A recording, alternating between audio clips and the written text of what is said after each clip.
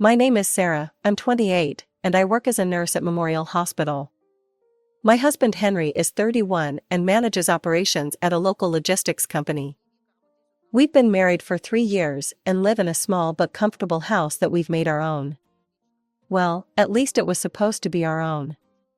The source of all our problems? Ashley, Henry's younger sister. She's 10 years his junior and, to put it bluntly, she's a handful.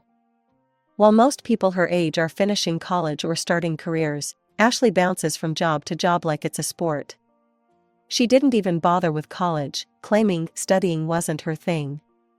Instead, she spends most of her time partying with friends and, more importantly, spending money she doesn't have. "Henry, I'm totally broke again," her voice would crackle through the phone, sometimes multiple times in a single day. "Can you help me out with groceries?" Or, "Big brother, my phone's about to get cut off. I need just a little help."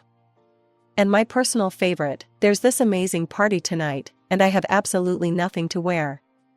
Every single time, and I mean every time, Henry would cave. The amounts were never huge, but they added up, and Ashley never seemed to think about paying him back. Not that Henry ever asked. What really got under my skin was her habit of showing up unannounced at our house. She'd just waltz in and plop herself down on our couch like she owned the place, staying for hours on end. After a 12-hour shift at the hospital, the last thing I wanted was to come home to Ashley's endless chatter about her latest drama. "Can't you at least ask her to call before she comes over?" I asked Henry one evening after a particularly trying day. "Sarah, you don't understand," he'd say, his voice taking on that defensive tone I'd come to know all too well. "It's different for us. Mom worked double shifts most days just to keep food on the table. I was all Ashley had growing up. I practically raised her myself." That was his go-to explanation for everything concerning Ashley. Their mother had worked herself to the bone to provide for them, often leaving Henry to take care of his baby sister.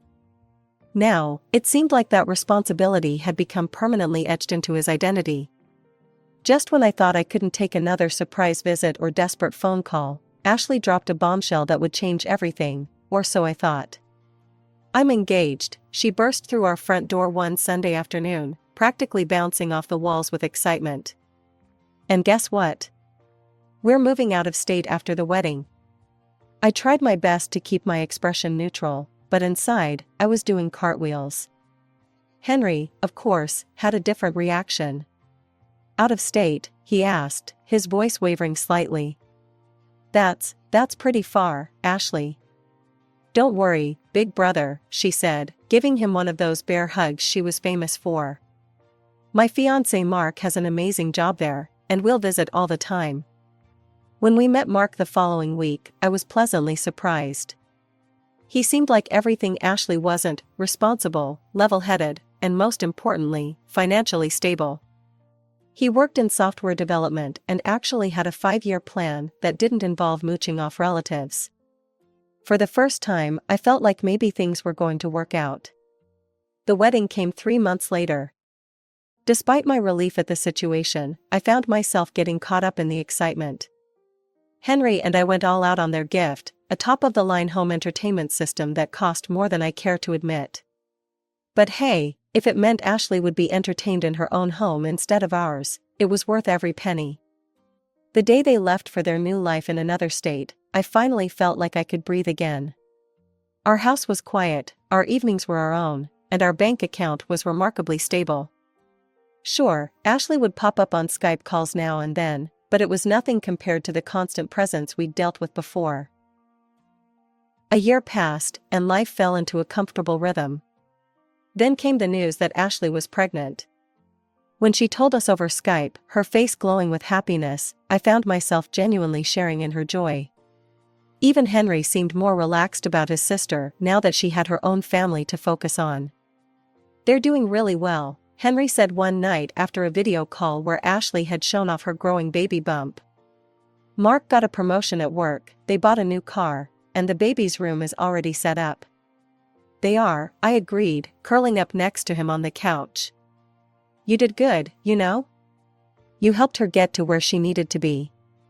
For the first time in years, everything felt perfect. Ashley was happy, Henry was content, and I had my husband back. If only I'd known then that this was just the calm before the storm. It was a Tuesday evening when my world turned upside down. I remember it clearly because I'd just finished a particularly exhausting shift at the hospital, 3 emergency cases back to back. All I wanted was to come home, take a hot shower, and maybe convince Henry to order takeout. Instead, I walked into what looked like a tornado had hit our living room. The first thing I saw was Ashley, lounging on our couch as if she'd never left, bouncing a 6-month-old baby on her knee. Her husband Mark sat next to her, engrossed in something on his phone. Henry was perched on the armchair, wearing the biggest grin I'd seen since their wedding day. The floor was littered with bags, baby toys were scattered everywhere, and our usually tidy coffee table was buried under a mountain of dirty dishes. I stood in the doorway, my work bag still slung over my shoulder, trying to process the scene before me. This had to be some kind of stress-induced hallucination, right?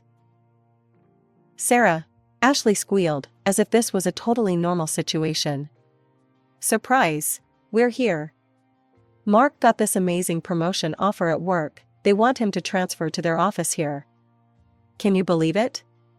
It's like fate or something." Mark barely looked up from his phone, just giving a slight nod of confirmation. "We've always talked about moving closer to Henry," Ashley continued, not seeming to notice my stunned expression. "And when this opportunity came up, we just knew we had to jump on it. We'll stay here just until we find our own place. It won't be long, I promise." I glanced at Henry, hoping to see some sign that he was as blindsided by this as I was. Instead, he was beaming like a kid on Christmas morning. "Isn't it great, Sarah?" he said, practically bouncing in his seat. "Having everyone close by again." I mumbled something about needing to take a shower and escape to our bedroom. My mind was racing. Our house barely had enough space for 2 people, let alone 4 plus a baby. And knowing Ashley's track record with temporary arrangements, I had a sinking feeling about this whole situation. Later that night, after Ashley, Mark, and the baby had settled into our spare room, which was really more of a storage space with a futon, I confronted Henry in our bedroom. "You could have given me some warning," I said, trying to keep my voice down. "This is our home, Henry. Our space. We should have discussed this first." Henry sat on the edge of our bed, running his hands through his hair, something he always did when he was stressed. I know. But they just showed up. What was I supposed to do, turn them away?" "They're family, Sarah." "They're your family," I corrected him. "And yes, you could have at least called me before letting them move in." "It's only for a month or 2, he assured me, though he wouldn't meet my eyes. "They just need time to find their own place. Ashley said Mark's new job pays really well, so they'll be able to afford something nice." I sighed heavily, knowing I was fighting a losing battle. 1 or 2 months, I repeated. "That's it. And they need to help out around the house." "Of course they will," Henry said quickly. "Ashley's grown up a lot since having the baby. You'll see, everything will work out fine." I agreed reluctantly, more to end the conversation than because I believed it. As I lay in bed that night, listening to the unfamiliar sounds of a baby crying in the next room, I couldn't shake the feeling that I'd just made a huge mistake. Life with our new house guests quickly settled into a routine, though not the kind I'd hoped for. While Ashley spent her days at home with the baby, Mark headed off to his new job, usually returning around 5 p.m. Henry would get home about an hour later, and I'd typically arrive last, usually around 7:30 after my extended hospital shifts. That first week, I tried to stay positive. "It's just an adjustment period," I kept telling myself. But as the days went by, my optimism crumbled faster than yesterday's leftover casserole, if there had been any leftovers, that is. Every evening, I'd open our front door to the same scene: chaos. Pure, unadulterated chaos. Dirty dishes would be piled so high in the sink that I couldn't even see the faucet. Baby toys created an obstacle course across our living room floor. Stray socks, burp cloths, and what looked like half of Ashley's wardrobe decorated every available surface. "Ashley?" I called out one particularly bad evening, carefully stepping over a trail of scattered Cheerios. "Have you been home all day?" "Yeah," she responded from the couch, scrolling through her phone while the baby played on a blanket nearby. "Why?" I bit my tongue, hard. The answer was everywhere, in the unwashed bottles cluttering the counter, in the overflowing diaper pail that no one had bothered to empty, in the general disaster zone that used to be my tidy home. Before they moved in, I had a system. I'd cook dinner every other night, making enough for leftovers so I could have a break the next evening. It was perfect: cook one day, relax the next. But now? Now I'd come home exhausted after a 12-hour shift of dealing with medical emergencies, open the refrigerator hoping to find yesterday's chicken stir-fry, and find nothing. Not even a stray bean sprout. "Oh yeah, that was really good," Ashley mentioned one evening when I stared into the empty fridge where my carefully prepared lasagna should have been. "Mark loved it too. You should make it again." "The worst part?" She said this while sitting on our couch, surrounded by empty takeout containers from her lunch, clearly not seeing any connection between my missing dinner and her obligation to contribute to the household. I closed the refrigerator door and leaned my forehead against it, trying to remember what it felt like to come home to peace and quiet, to a clean house, to food in the fridge. It felt like a distant dream now, replaced by this new reality where I was apparently running a hotel with full catering services, minus the paying guests, of course. After 2 weeks of living in this chaos, I finally snapped. It happened on a Thursday evening when I came home to find Ashley and Mark watching TV while their baby napped, surrounded by the day's worth of dishes, empty snack packets, and what looked like every baby toy they owned. "We need to talk," I said, switching off the TV. "All of us?" Ashley looked up at me like I'd just interrupted the most important moment of her life. "Hey, we were watching that." "This is more important," I insisted, taking a deep breath. "Look, if we're all going to live here together, we need some ground rules. Everyone needs to pitch in with the cooking and cleaning." Mark suddenly became very interested in his phone, while Ashley rolled her eyes. "Sarah, come on. We're guests here." "Guests?" I couldn't help but laugh. Guests don't empty out the entire fridge. Guests don't leave their mess everywhere. Guests usually leave after a few days. "This isn't even my house," Ashley shot back, her voice taking on that whiny tone I'd grown to hate. "I'm not comfortable cooking in someone else's kitchen." "It stopped being someone else's kitchen the moment you moved in here. You're living here, eating here, making messes here. You need to help maintain the house." "I have a baby to take care of," Ashley protested, gesturing toward the nursery where her son was sleeping. "I can't do everything." "You're not doing anything." The words burst out before I could stop them. "You're home all day, but you can't even wash a dish or throw together a simple dinner?" Ashley's face crumpled into that familiar pre-crying expression I'd seen her use on Henry countless times. Right on cue, she jumped up and ran to find her brother, who had just gotten home and was changing out of his work clothes. Within minutes, Henry was in the living room, looking at me with that disappointed expression that made my blood boil. "Sarah, can we talk privately?" he asked, gesturing toward our bedroom.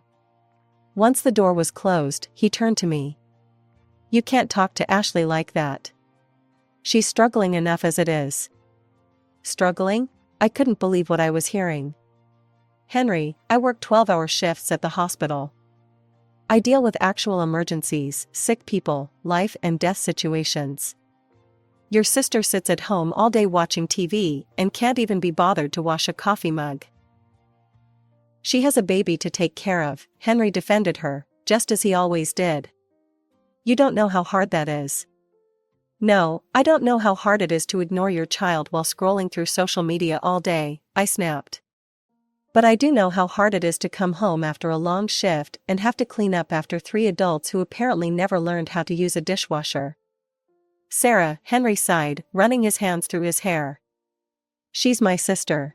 She has a baby. We have to help them.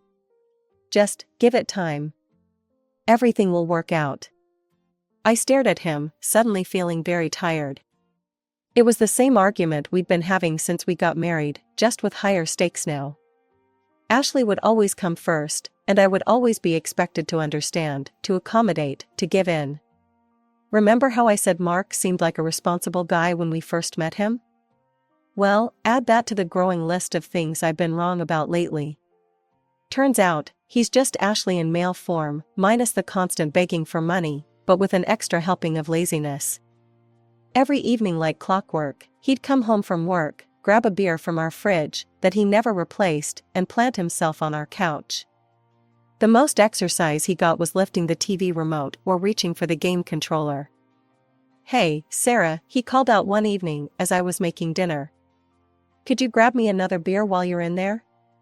I was in the middle of cooking dinner, again, while Ashley scrolled through her phone and he played some shooting game on his brand new gaming console. Yes, the same console he bought with his first paycheck at the new job, while still not contributing a single dollar to groceries or household expenses. "The fridge is 10 feet away from you, Mark," I replied, stirring the pasta sauce with more force than necessary. "I think you can manage." He didn't respond, just kept playing his game. The console must have cost at least $700, but heaven forbid they chip in for toilet paper.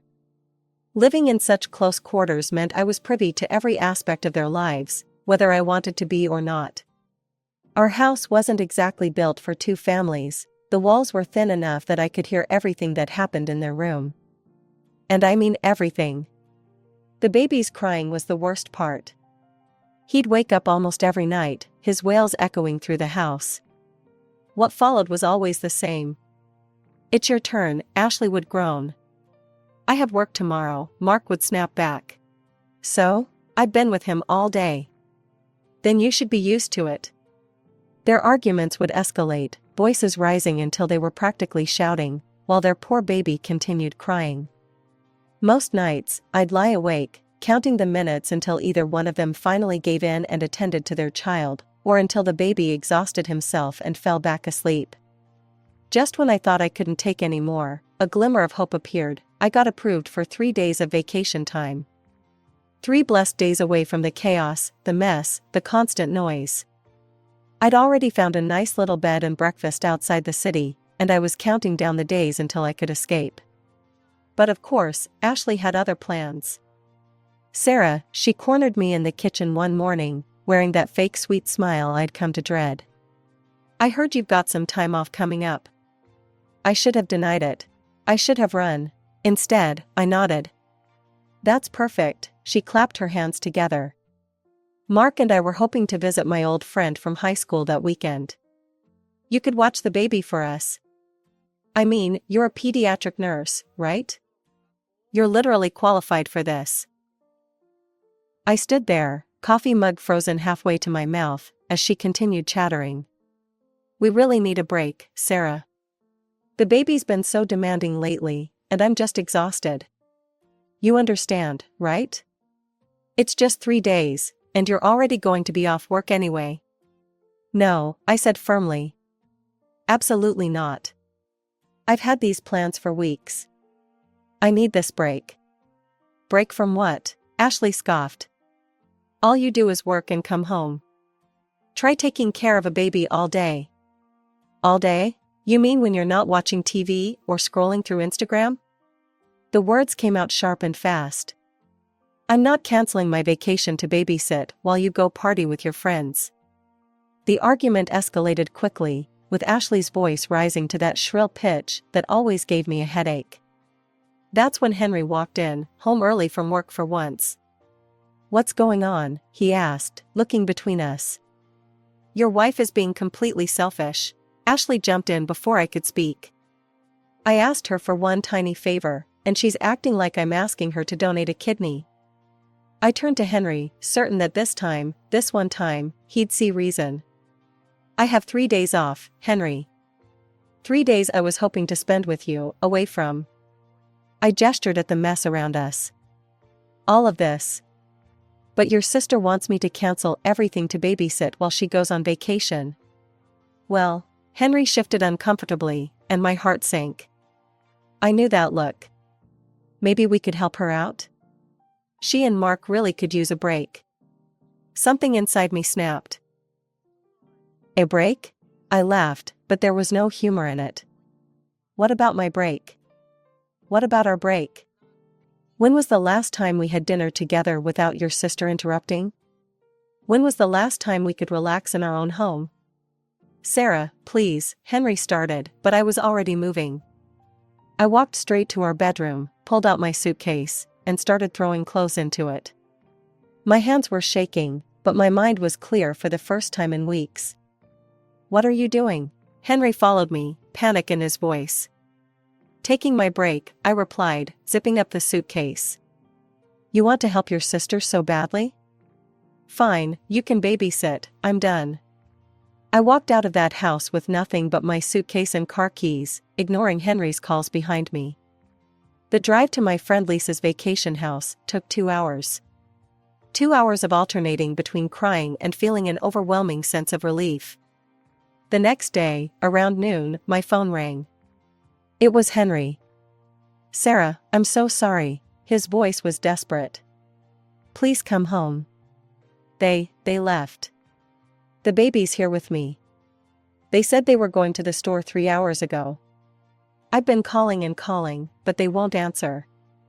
I don't know what to do. I closed my eyes, already knowing what was coming next. Ashley's posting on Facebook, he continued, his voice breaking. Pictures of them at some beach party. She wrote about how she needed this break from mom life and how she's finally feeling free again. Sarah, I can't do this alone. I was so wrong. I broke every speed limit on my way home. When I walked through our front door, the scene that greeted me was worse than I'd imagined. The house looked like it had been ransacked, dishes piled everywhere, baby clothes strewn across every surface, and in the middle of it all sat Henry, looking completely shell-shocked, trying unsuccessfully to comfort a screaming baby. I don't know what he wants, Henry said, his voice cracking. I've tried everything, feeding, changing, rocking. Taking the crying infant from my husband's trembling hands, I switched into nurse mode. Within 20 minutes, I had the baby fed, changed, and sleeping peacefully in his crib. Then I turned my attention to Henry, who looked like he hadn't slept in days. Go take a shower, I told him gently. I'll start cleaning up. It took hours to restore some semblance of order to our house. By the time I finished cooking a proper dinner, Henry looked more like himself again. We ate in silence, both exhausted but relieved to have a moment of peace. That peace was shattered 2 days later when Ashley and Mark burst through the door, tanned and laughing, loaded down with shopping bags. Oh my God, you guys, we had the best time, Ashley gushed, not even glancing at her baby. The beach was amazing, and there was this incredible club. When are you moving out? Henry's voice cut through Ashley's chatter like a knife. The room went silent. What? Ashley blinked at her brother. We haven't even started looking yet. I mean, we've been so busy. You have 2 days, Henry said, his voice eerily calm. 2 days to find a place and get out of our house.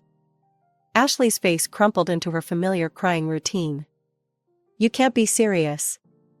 We're family. This is all because of her, isn't it? She pointed at me accusingly. She's turned you against me, your own sister. No, Ashley, Henry stood up, and for the first time in his life, he looked truly angry with his sister. This is because of you. You abandoned your child to go party. You've been taking advantage of me for years, and I let you because I thought that's what family does. But family doesn't treat each other like this. I can't believe you're doing this to me, Ashley sobbed. After everything we've been through. I'm your little sister. You're a parasite, Henry said quietly. You've been using me your entire life, and I was too blind to see it. Well, I see it now. Get out. Today. They packed and left within hours, Ashley alternating between crying and screaming about how we'd betrayed her. The moment they drove away, the house felt lighter somehow. The next day, Henry and I deep cleaned every room, erasing all traces of the chaos that had consumed our lives. As we collapsed onto our couch that evening, finally alone in our own home again, Henry turned to me. "I'm sorry," he said softly. "I should have listened to you years ago. I just always thought I had to take care of her. I never realized she was taking advantage of that. It's been months now, and we haven't heard from Ashley. She doesn't call, doesn't text, doesn't even try to guilt Henry on social media anymore. Sometimes I catch Henry checking his phone, hoping to see a message from his sister, not asking for money or favors, but just a simple apology. So far, it hasn't come. But we're okay. Our house is peaceful again, our marriage stronger for having weathered this storm." And Henry? He's finally learned that sometimes the hardest part of loving someone is knowing when to stop enabling them.